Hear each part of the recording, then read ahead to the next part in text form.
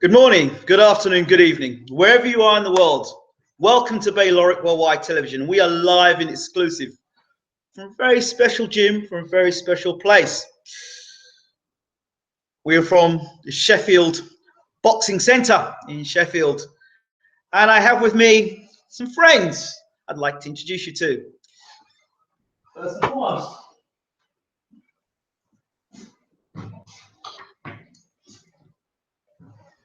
my name is Glenn Rhodes.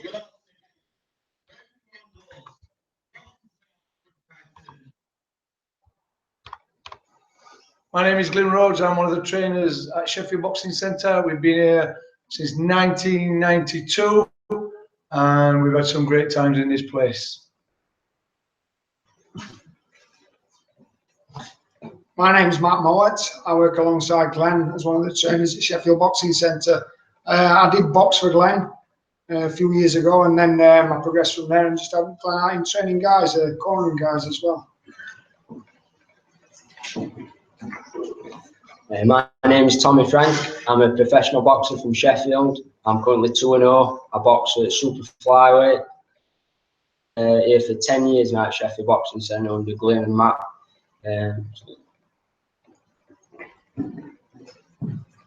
Hi, I'm Keenan Wainwright. I've been boxing at this place 11 years now. I'm only an amateur, soon to be pro.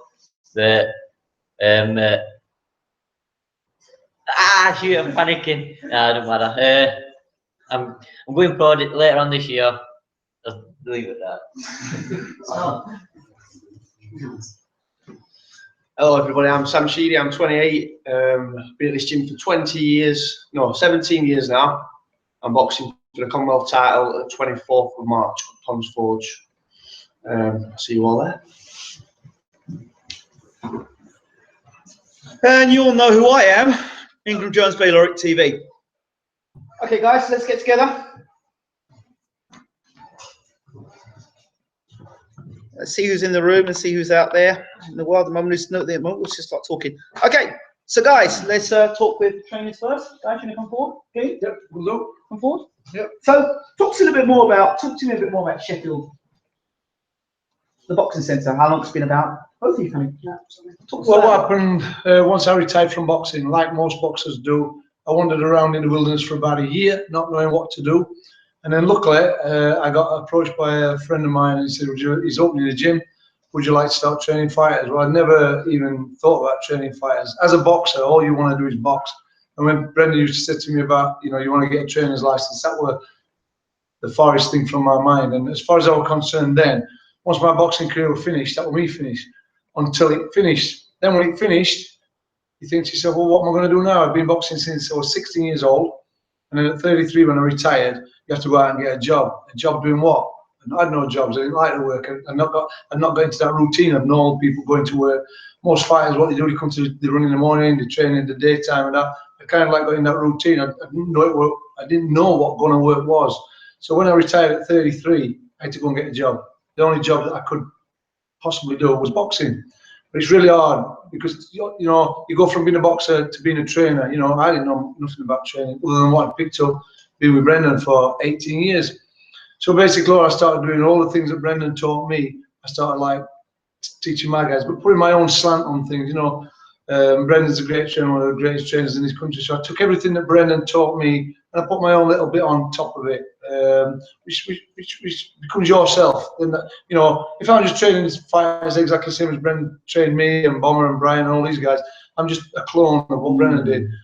So as a good trainer, I don't think that's what you need to do. You need to have your own slant on things, which I did. So I took all the good things that I learned at Brendan's in 18 years, put my own little bit on top of it, or took away the things I didn't think was good, and we've been here since then. So from 1982 to now, 1993. I finished in 93. We started Sheffield Boxing Centre in 1994, and the rest is history. We've been here since then. And how do you fall into all this? But if I can just say what happened, Matt, I knew Matt before because while I was still boxing at Brendan's, Matt was training at the other side of town at another gym.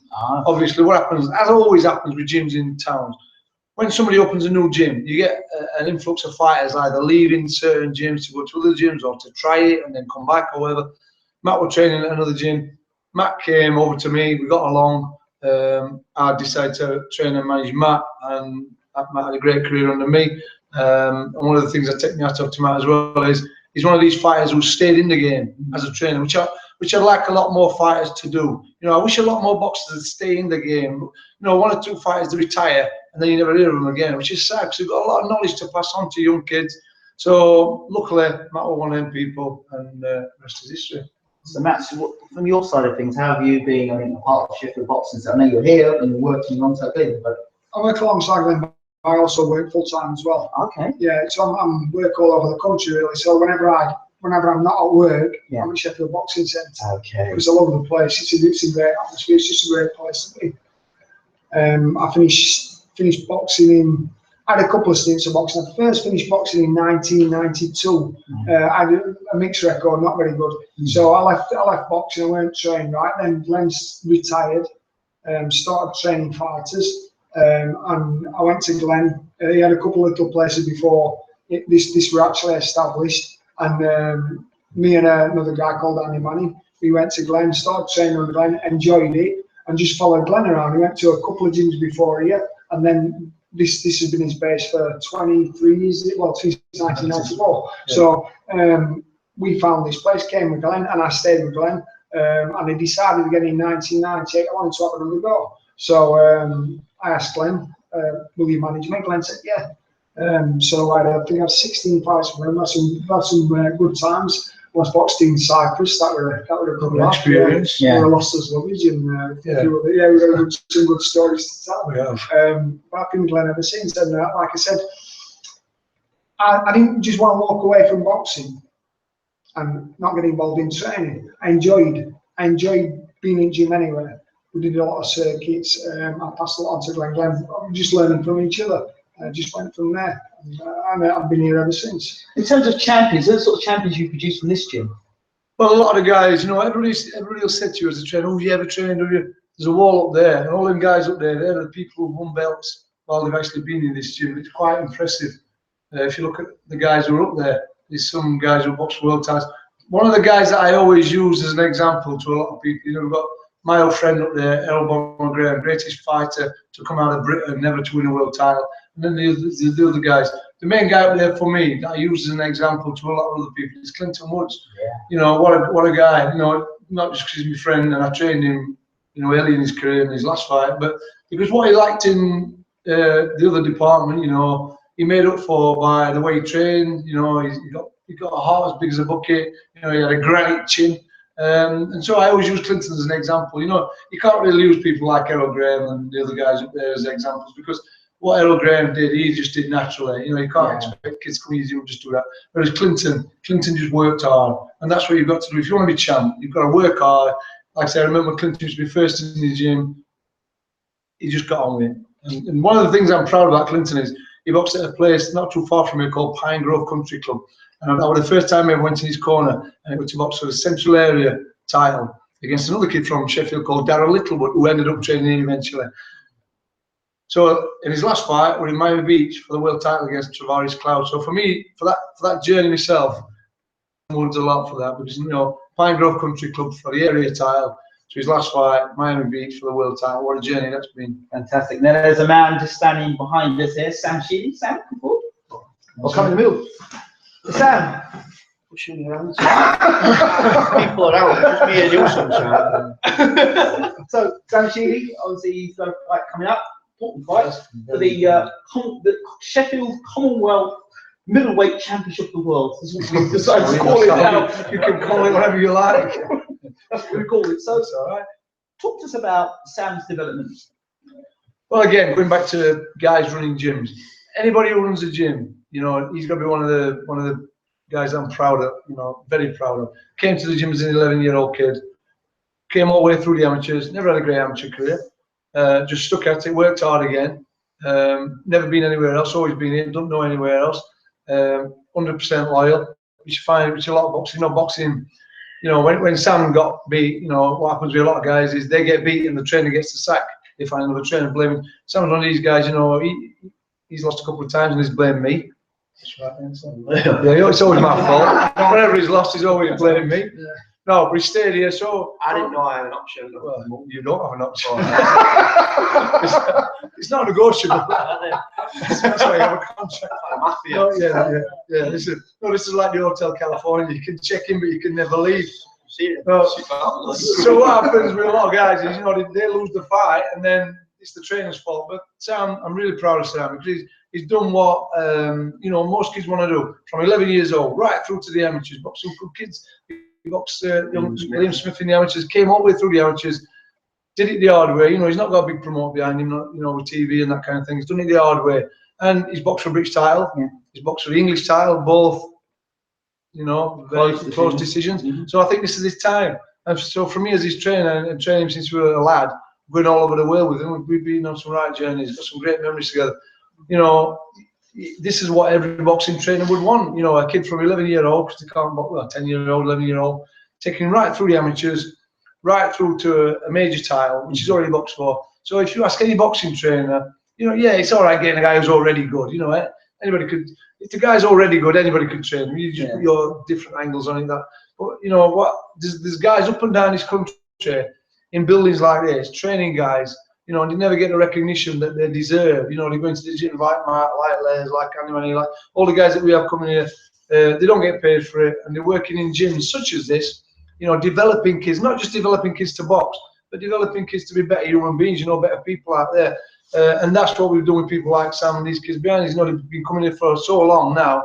They're part of fixtures and fittings, and what they do, like they've done this morning, we have a kids class in the morning. They actually come in and help the kids train, and so you know, he has a knock-on effect. He has a rolling effect, similar like Brendan's gym. Like I say, I'm a product of the Ingle gym, and what happens when I was a kid? I don't care what anybody says. The best days down there were when Bomber Graham were coming through because it was in its infancy. There were no boxing in Sheffield then, so when there was an event in Sheffield, it were massive. Whereas now, you know, the Sheffield public are spoiled. You know, they've got Kell Brook boxing for world titles and things. So if you put a show in Sheffield now, unless it's something special, the Sheffield public have been spoiled. But back in the day when Brendan were coming through with Errol, and he was like a pioneer. You know, I remember shows at City Hall, and they weren't just shows. There were occasions you go to the City Hall and you'd bump into people that, you know, and they were absolutely brilliant. So I personally owe a lot to Brendan and Bomber just for being able to tag along on his shirt tail, if you know what I mean, and being around at them time. I'm not saying it's not good at the moment, but like I said, we've got Kell Brook in Sheffield, we've got Sam Sheedy in Sheffield. He's brilliant now. And so all I'm trying to do is the things that I learned down at Brendan's, and hopefully Sam. So Sam, your experience being at the Sheffield Boxing Centre, what's it been like for you growing up, as they say, in this gym, and now you're going to fight now for the Commonwealth title? Your trainers, how key have they been for you? Oh, massively. They've been a key throughout my life to forge who I've become today. Really, I come here since I was 11 years old, and I were really slow. It took me a long time to learn things. You know what I mean? And Still does. it still does. Yeah, it really does. I'm like a slow cooker. If you cook something slow cooker, it's a lot better, isn't it? That's why I'm. Exactly. That's why I'm like. It takes ages to learn. When I learn it, got it. Yeah. I come in here, there were groupers like it might have been 8 or 10, and I were the worst fighter out of lot of us, you know. And now probably there's only 2 of us left standing, you know. And now I boxed for the English title, British title, and now I'm going to box for the Commonwealth title, which I'm going to win. And out of a lot of us, you probably wouldn't have put me doing that. And all I've done is just work hard. And when I was doing it, I didn't know what I was doing. I just kept turning up and just eventually become who you are. And when he's had the bad decisions, which he has had, a couple of his decisions have been absolutely ridiculous. You know, he's not letting him put him off. What he's still done, he's got back in the gym. That's what he's done. I want to ask a question here regarding. Well, I spoke to Sam about it before in a previous interview. When you say you go back to the drawing board, when you leave the arena and you come back maybe Monday morning, a week later, what is the discussion between the trainers and the fighter? I've just lost the fight, and maybe I'm not going to take responsibility myself. I'm looking at you guys, but I lost that fight. Then how do you guys kind of deal with that in a way that it's not? I think because he was so close anyway, I don't think he lost him anyway. Okay. So at the end of the day, we're still on quite high. Yeah. We haven't lost, especially a lot of feedback we get anyway. Yeah. If he'd have done something wrong, specifically wrong, I'd have got him on Monday morning. I said, right, the reason that didn't work is because you did this wrong or you did that wrong. But on the 2 decisions that had been very, very close. You know, he's not particularly done anything wrong. On the last one, you know, it was the first time he'd ever done a 12-rounder. Yeah. And the fight previous to that, he did a 10-round, which was probably one of the hardest 10-rounds that you could ever done against Andrew Robinson. So in the back of Sam's mind, I'm not saying he was doubting himself, but he thought to himself, well, if we're going to be tired of doing a 10-rounder, now I'm doing a 12-rounder, am I going to be tired? You can't get out of your head unless you do 12 rounds. Do it again. And then, now I've got a tick. Before I had a bit of a shady area. Yeah, you can't get rid of that question mark unless I go and do it. Yeah. So then I had to learn hard way. But so I know you guys say that, okay, you thought it was a close decision and, you know, you're still kind of high about that. But then where would be, being devil's advocate, where would be the drive to make improvements, to make changes? Because then, well, okay, you know, we lost close decisions. Well, that's what makes you a good fighter. Okay. By being able to make, you know, decisions to say, you know, I'm not going to let that affect my career. How many fighters do you see? You know, I can name quite a lot of fighters who have got an unbeaten record. And while it's going good, while they're unbeaten, they're great fighters. Then they get beat, and yeah, they come back, but they never see them again because they've lost that unbeaten tag. And that's down to them as the personality of that fighter. I can name you around this area so many fighters that, you know, can't take the fact that they've lost. Yeah. Can't come back just as strong. And again, going back to what I said, Clinton Woods. Yeah. But I remember when Clinton lost to David Story. Good fighter, David Story, very good fighter. Clinton lost to him for the Commonwealth title. What Clinton did then, he didn't like think to himself, well, you know what, I've lost to the Commonwealth title. What did Clinton do? He got back in the gym, he grafted hard, he worked hard, and he went on to win the world title. And not only win the world title, but defend it. And so the decision to David Story back then, it's irrelevant because it's what he went on to do after he lost to David Starr. That's just an example, but I can tell you so many fighters and occasions where that's happened to so many fighters, you know. And the other thing that really annoys me about modern day fighters, you know, they get a loss on the record and they start talking retirement or changing trainers or, you know. But why is that? Is that because of the Mayweather model? Because he was unbeaten for so long? Or well, I don't like to use people like Mayweather and your Ali's and your Sugar Ray Leonards as role models that you should model yourself on, because you're talking exceptions with these guys. Yeah. Let's come down a few notches, you know. Let's not talk about your Ali's and your Sugar Ray Leonards. Let's come down a little. If you're setting your standard as you're Floyd Mayweather, you're gonna have a fall somewhere along the line. So let's just be realistic and come down a little bit. So you know, like I said, a loss. What fighters need to know these days is a loss on your record does not mean that that's the end of your career. Again, look at Clinton, David Starr. But promoters will tell you different. Listen, you know and I know. Or some promoters. Well, some promoters, yeah, some promoters. But listen, you see, people like Dennis Hobson bring people back from the dead. Exactly. We know. I can name you another get a few guys who've been brought back from the dead and gone on to do good. So that just shows you that it can be done. But that's certain promoters. If you're with the wrong promoter, you lose a fight, then it's all over. It's all over. Yeah. That's being with the right promoter. Personality, though. You could even get sacked by promoters if you're willing to dig deep and get back on it and build a couple of wins. People are going to want you against you, become a draw again. It's all individual. Yeah, it's all individual. I think it's down to the person. I'm learning more now about myself. Yeah. I'm learning that the boxing and athleticism and everything like that is more about the person than just your ability. You know what I mean? Okay. You find yourself. Like I found myself more now than when I was unbeaten. I'm kind of happy I lost in the first fight in Avon. So I'm happy I lost that fight. I got rid of that thing of having to be unbeaten. It didn't matter. Okay. It doesn't matter. Sam, I want you to talk about a guy coming through the ranks now, Tommy. Yeah. Tommy, come forward. Sure. Tommy.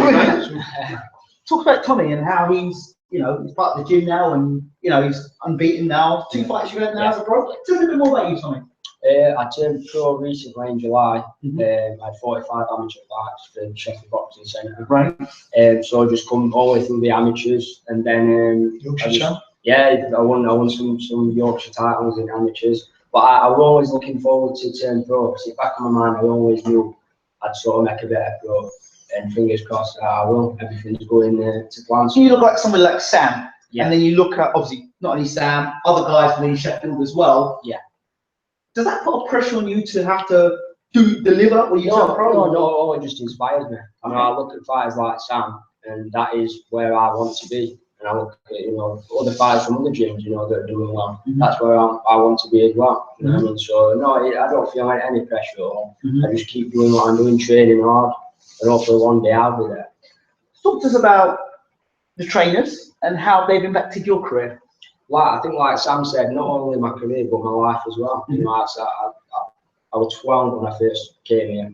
Didn't really take to it. I weren't really, I weren't a standout. But I just kept at it. And then I got to about 14. I started taking it a bit more serious. Started having my amateur fights. It's just year after year, I've got a little bit better, and then before you know it, you turn pro. Now, you mentioned something key there about I wasn't a standout. No. I know many a gym where you've got trainers, the fighters come in the gym, they want to get to know the sport, but the trainer's so fixated on the star fighters in the gym that the new amateur that's coming in and wants to know. That doesn't happen here. But you know there are gyms that do it. There is gyms that do it. I always remember, I always said to Tommy, when he first came to the gym, I thought, what's he? He's never going to do a thing. He's a professional boxer. I never ever in the wildest dream imagine him even to lace gloves on and have a fight. Tell me about when I went to America and we went to Vegas. How long ago was that? Got 6 years ago now. I think I was 17 maybe. We went to Johnny Tocco's gym. And I sparred Mayweather Senior. Mayweather Senior. We're in the gym. So all the kids play Mayweather. Play Mayweather Senior. Asked me if Tommy and Spar want to play Mayweather Senior's prospect. So everybody kind of like, how good is this kid? He's not going to be a mug if he's with Mayweather, blah, blah, blah. So I went, yeah, of course he will. He got in. And he's the right number on it. Well, I always look at that sort of like my baptism sort of thing at this gym because they were like, I was scared, you know what I mean? I sort of had to just get in and do it. And from then on, I think that was a big changing point. I started believing in myself a bit more. I think I still need to believe in myself a little bit more even now, but that was like a big changing point. Fantastic, fantastic. And this young man, I didn't quite get your name. Keenan Wainwright. Okay, so tell us about you. The Wolf. The Wolf. Oh, so you have a nickname as well? Well, it's coming. So the Wolf. Process. But why are they calling you the Wolf? He's a wolf. So talk to us about the wolf thing. Animal. Well, basically that, I'm an animal. And he's another southpaw. One of the things. When we were a kid, when I was a kid, there was only one southpaw in our gym, that was Bomber Graham. We've got more southpaws in this gym than, oh my God. Even the kids, I don't know if it's because they watch these guys and just copy what they're doing, but this morning we were in a baby class. I couldn't believe that when the other kids stood up and were southpaws. I think back then though, when everybody weren't southpaw, I think there were people who were probably scared of standing that way because they thought they were weird. So like, look at Jez Wilson, who was orthodox, but really in reality, what have you done to? I'm on a roll here, and what's happening? Keep going. Jez,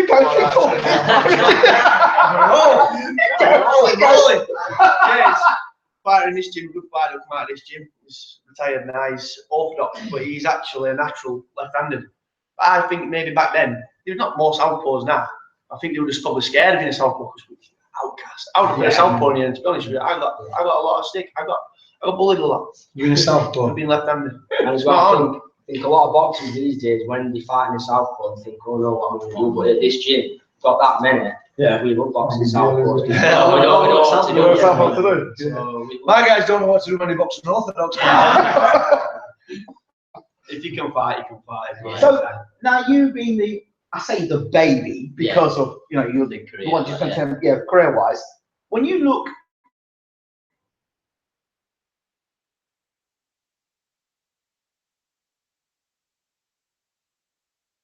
you see, and you take from this conversation. On this conversation, I'm taking a lot of what I didn't know, such as Sam was like just grown up and only being in one gym. I didn't know that until now. I tell you all the time. Told you. Yeah. But yeah, Sam, I've done the same. I've only been here since I was 8-year-old, a bit younger than these. I've seen Tommy, I went through the amateurs with Tommy, go sparring, but now I'm a bit heavier and stuff. He beats me up. You're whooping. I'm better than Tommy. If you could just mention that Tommy only weighs 8 stone plus. Right. So 8 stone? 9 stone, about 9. And I'm a middleweight. The real weight, man's weight. Man's weight. Man's weight. Okay. Man's weight. So let's just talk a little bit about a fight coming up. Tony Bellew versus David Hay. think most people believe that David Haye will win the fight, with faith to win the fight. I do believe that maybe somebody will see a way for Tony Bellew to possibly win the fight. Yeah.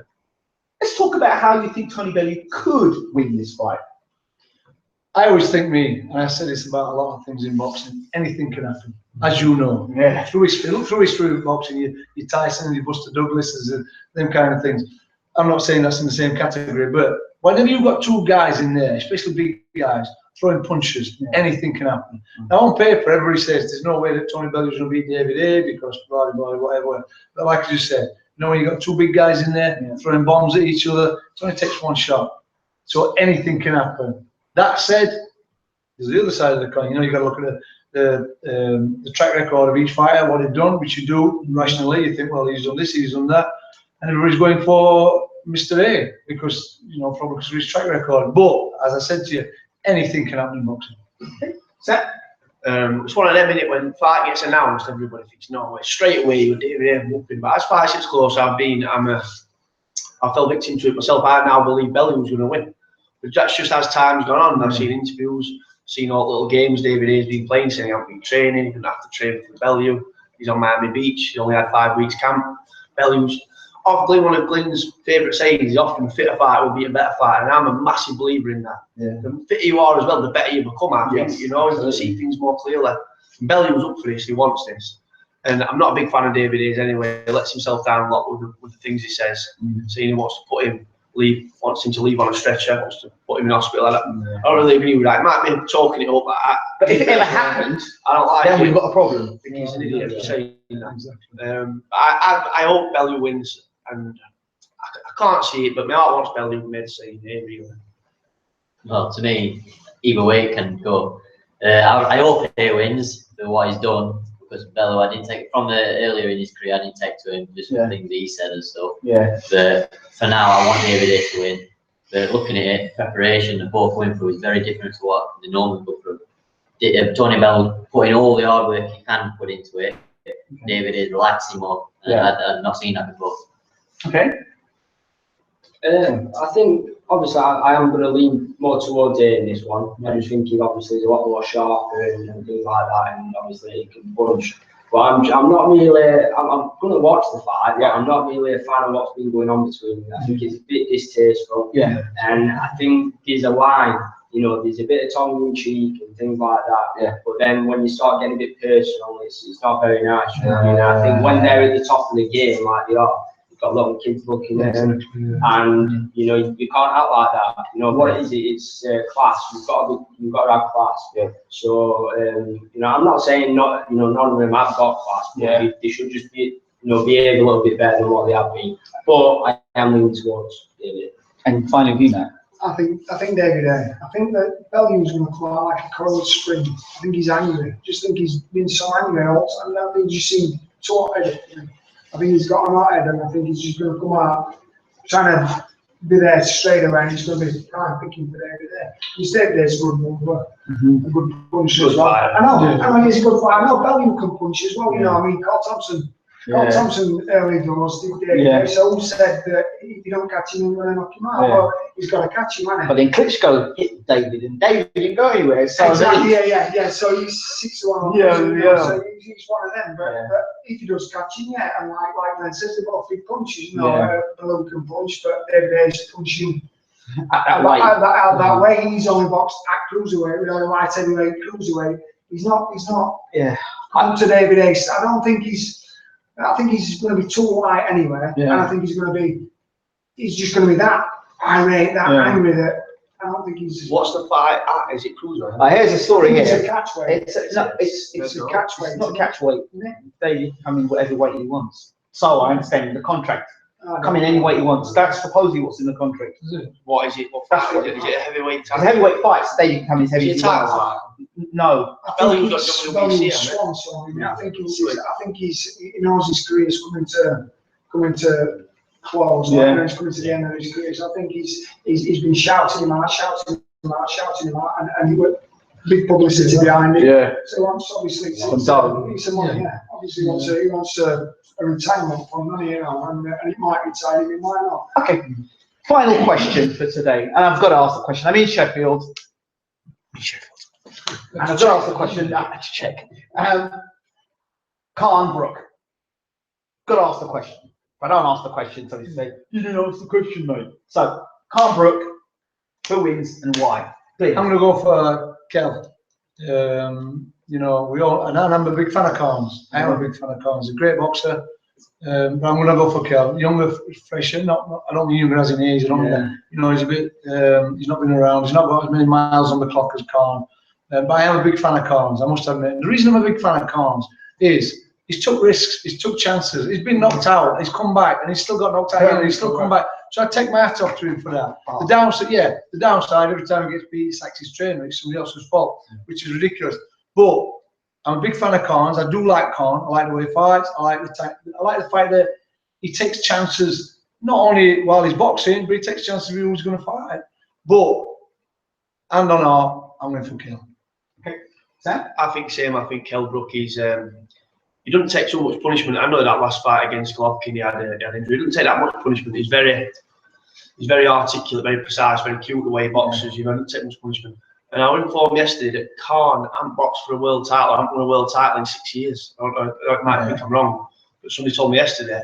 He's just had the fights have just been fights, and he's lost them. He's lost what the world title fights. I've won for 6 years. The fights need to be world title fights. But you look at Gatti, he fought great fighters. Yeah, you Gatti, you won fights. You know, there were no world title fight on the line. It's just the way he's demanding everything. He's demanding. But having said that, Brook has fought in world title fights. But then if you were to compare what Brook's done, it's just his demands. Do you know what I mean? His demands for the fight. He's asking for a certain amount of person. Yeah.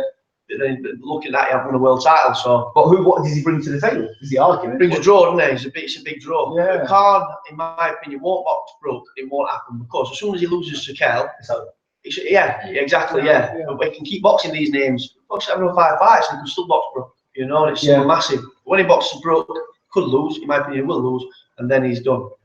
Okay. So, I'm in the same as Sam. I think Kell will beat him, and I don't think Khan will fight him because of that reason. If he does lose, he's got nowhere else to go there. That's about it. I think it'll be a very, very good fight, and I can see Khan winning at least the first 4 rounds. But I think sooner or later, with Brook's accuracy and his power, he's going to catch him. And I think he's going to go. You want to say that because Kell's going to watch this? You told me yesterday, Khan, we're not. You did. Come on, man. Come on. Kell. Come in here last week. I said yesterday. When Kel comes back from Port Ventura, I'm having it. You're having it. No, I think Khan will definitely be in the fight. 100%. It'll be a close fight while it lasts. But I think sooner or later he's going to land that punch, and I think Khan's going to go. Okay. I think Khan's going to. And the same thing,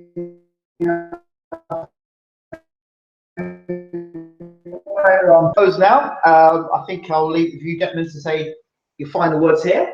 Glyn and Matt, you want to close off yourself first? I just want to thank you for coming in and interviewing the boys. If anybody is watching and want to support your local boxers, the one thing that's really hard for anybody boxing at the level that these guys are boxing is, which is a bad thing and a good thing for boxing, they've got to sell tickets. So, you know, if you're out there and you're watching, buy some tickets and come and support your local boxers. Okay. I'd just like to say thanks for coming in there, having a word with all those boxers at Sheffield Boxing Centre. Anybody watching this locally, come down here. It's not just boxing. We do a lot of fitness. Yes, and if you want to get your kid involved in boxing, take your kid down here because it's not just boxing; it's life skills as well. Yeah, thanks again for coming down. Really appreciate it. And if you can follow all our careers, that'd be great. I'm boxing on 24th of March next on Sam's undercard, Commonwealth title fight. So yeah, thanks a lot. Yeah, thanks for watching. I'll be supporting these on their fight on Sword. Make sure you come down, get a ticket and watch us. Yeah, thank you very much for watching. Thank you, Ingram, for coming to interview us. Boxing for Commonwealth title, 24th of March, if anybody wants to come down. I'm on Twitter, @SpeedySamSheedy, if you want to follow me. Drop me a message if you want to buy a ticket. Like I said, these two boys, this boy here, he's boxing on my undercard. You'll be turning pro next You're on year. Twitter? So I just say I'm at Super Tommy Frank. At Super Tommy Frank. Super Tommy Frank. Don't forget that. Super Tommy Frank. Super Tommy Frank. Get that right. Super Yeah. Tommy Frank. So give me a follow on Twitter, Instagram, Facebook, and message me. So are you on Twitter? I'm on Twitter as well. Yeah, you can find me. I'm just about on everything. Me. I don't use some of them as much as I should, but Twitter and Facebook I'm on most times. Sheffield Boxing Centre also. We're on most internet sites and whatever else. So we've got a website, Sheffield Boxing Centre. Have a look on there. You'll be able to see what we've been doing for the last 20 odd years. You know, the amount of people that we've actually had through that door. When I think about the people that have been through the door, the names, as you can see from looking around the gym, we always take pictures. We've had some of the biggest names come through that door that you can imagine. And just for guys like these, and me, I'm living the dream, me. For me to be meeting people like, we've got Jake LaMotta come here, pictures over there, Roberto Duran. So for a kid who left school at 16 to suddenly be meeting people like your Roberto Durans and your Jake LaMottas and coming to your gym and doing evening, it's been a right ride for me. Thank you all so much. Thank you for watching the show. This is Ingram Jones from Bayloric TV. I said I'd deliver something special for you. We've done that. We're out. Take care.